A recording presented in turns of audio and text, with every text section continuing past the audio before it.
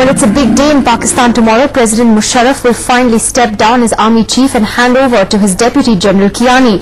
And with just over a month to go for the elections, the political ring has another challenger, former Prime Minister Nawaz Sharif, back after 8 years in exile. He spoke to NDTV's managing editor Barkha Dutt in this interview, where he spoke about Benazir Bhutto, the possibility of boycotting the polls, and if he really has a deal with the general.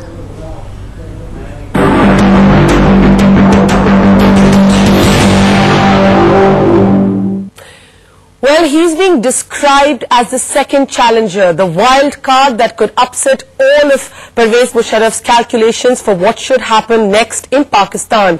Nawaz Sharif is finally back after 8 years away from home in Pakistan, and yes, this time he did make it well beyond the airport. What will happen between Nawaz Sharif and Benazir Bhutto? Will Nawaz Sharif break bread with Pervez Musharraf? And will Washington be ready to accept him as a political alternative? For all of these questions, on a day when news comes in that Pervez Musharraf is getting all set to step down as army chief, we can cut across live to Lahore, where we are joined by former Prime Minister of Pakistan, Nawaz Sharif himself.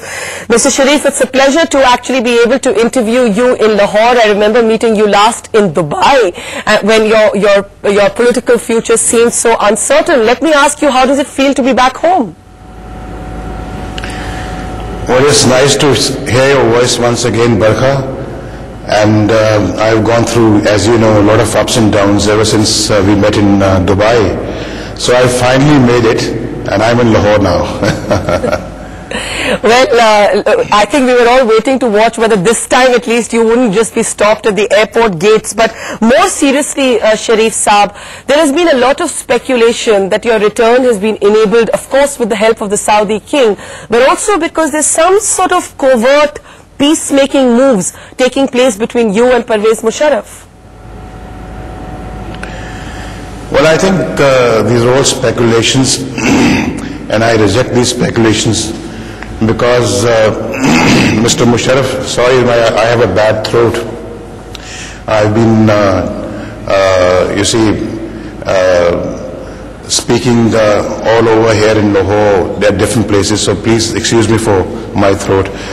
So Mr. Musharraf went to Saudi Arabia to request the King of Saudi Arabia not to allow me to come back to Pakistan till the elections.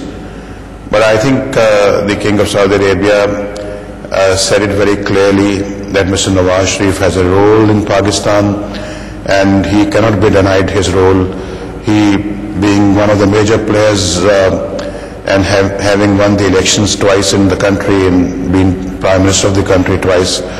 So he has to go back to Pakistan to fulfill the aspirations of the people and also fulfill his obligations and responsibilities as a Pakistani. Well, that's very interesting. You're actually saying that you're rejecting reports that there's any sort of peace move with Musharraf. You're also saying, Sharif Saab, that Musharraf actually tried to stop you from returning to Pakistan. Is that correct? It is correct because I think my presence here would put his plans in jeopardy. And I haven't changed my stand, and my stand still remains the same that I adopted 8 years ago.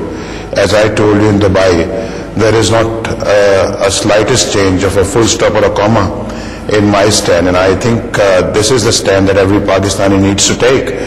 And especially after the events of 3rd November, when Mr. Musharraf imposed emergency and martial law in the country, things are really bad.